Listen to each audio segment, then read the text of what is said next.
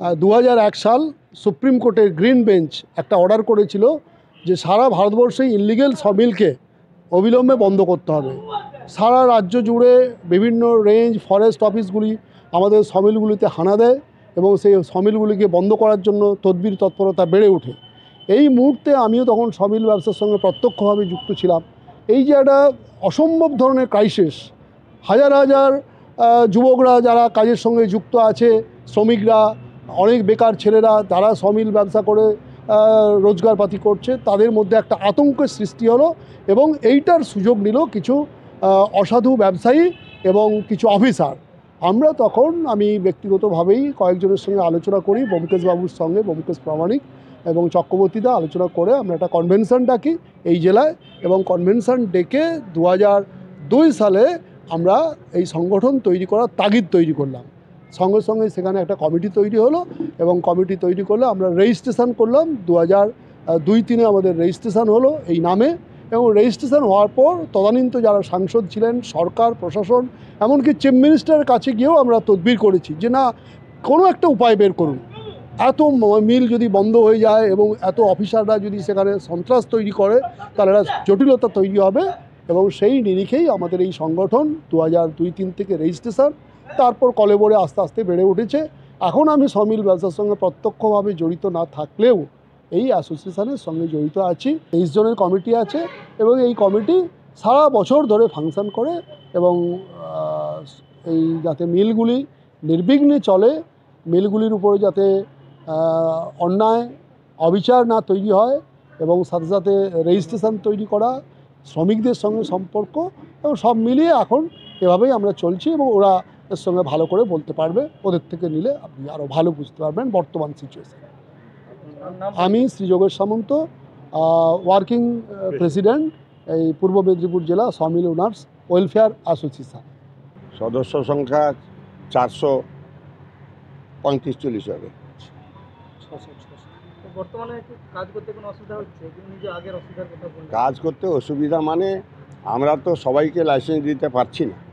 আমরা ডিএফও সাহেবের সাথে পূর্ব মেদিনীপুরের সাথে যোগাযোগ করছি। যোগাযোগ করলে তারাও যথেষ্ট সহযোগিতার হাত বাড়িয়ে দিয়েছেন।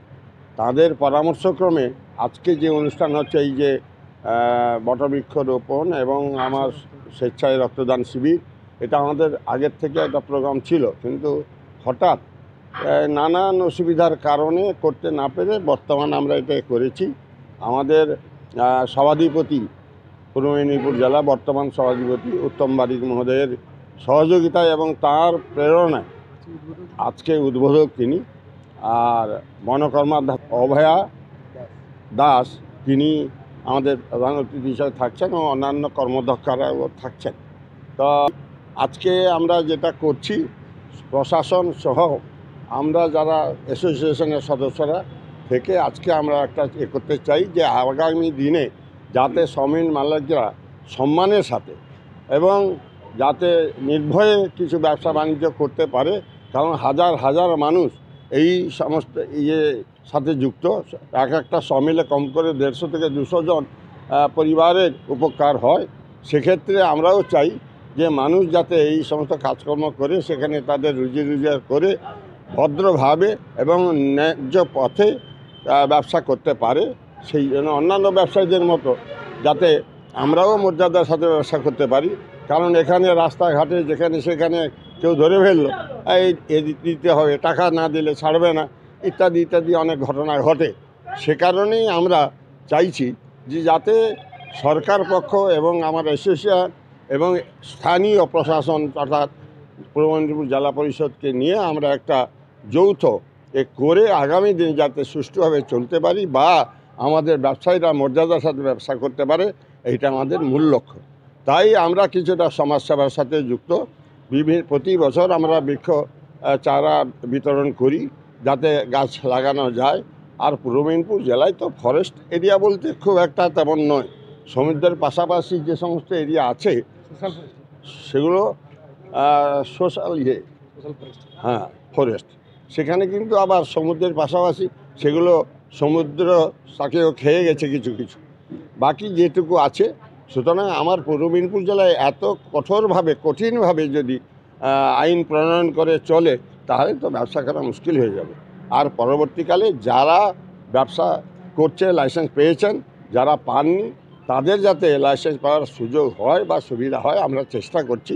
তবে একসাথে তো সবাইকে দেওয়া যাবে না, যতটুকু সরকারের পক্ষে দেওয়া সম্ভব হবে আমরা ততটুকু যাতে সুষ্ঠুভাবে সকলে পায় পরপর, আর যারা পাচ্ছে না তারাও যেন ব্যবসা করে খেতে পারে তার জন্য আমরা অনুরোধ করব। এইটাই আমাদের মূল লক্ষ্য। আমার নাম শ্রী রাধাগোবিন্দ দত্ত। আমি পূর্ব মেদিনীপুর জেলা সমিল ওনার ওয়েলফেয়ার অ্যাসোসিয়েশনের প্রেসিডেন্ট। আগে বঙ্কেশবাবু যখন ছিলেন আমি তখন কার্যকরী সভাপতি ছিলাম 2002 সালে। তারপরে তিনি 2006 সালে মারা যান। তারপর থেকে আজ পর্যন্ত আমি সভাপতির পদে আছি। আগামী দিনে আমাদের পরিকল্পনা বলতে আইন রক্ষা করে আমরা যাতে সুষ্ঠুভাবে ব্যবসা করতে পারি সমিল ওনাররা, তার জন্য প্রশাসনের সহযোগিতা চাইব এবং আমরা আমাদের ওনারের পক্ষ থেকে আমরা অঙ্গীকার হব যাতে আইন বাঁচিয়ে রেখে যেন ব্যবসা করতে পারি এবং পরিবেশ বান্ধব কিছু আমরা কর্মের সঙ্গে যুক্ত হব যাতে পরিবেশও বাঁচে। সেই জন্যই আমরা বটবৃক্ষরোপণের অঙ্গীকার নিয়েছি। বট গাছ এমন একটি গাছ প্রচণ্ড রকম পরিবেশ বান্ধব, যেটা সচরাচর কাটা হয় না। আমরা ধর্মীয়ভাবে বিশ্বাসে হোক যে কোনোভাবে গাছটা দীর্ঘদিন বাঁচে, প্রচুর অক্সিজেন দেয়। সেই জন্য আমরা বটবৃক্ষের রোপণের অঙ্গীকার হিসাবে নিয়েছি যাতে প্রচুর পরিমাণে বট গাছ লাগানো হয়, পরিবেশ বাঁচে। এটাই আমাদের লক্ষ্য। আজকে কতজনের রক্তদানের টার্গেট রয়েছে? আমাদের মোটামুটি 200 টার্গেট রয়েছে। ওয়েদার খারাপ আছে, দেখা যাক কতটা কী হয়। নাম দেখুন। আমি সুব্রত রায়, সম্পাদক, পূর্ব মেদিনীপুর জেলা সমিল ওনার্স ওয়েলফেয়ার অ্যাসোসিয়েশন।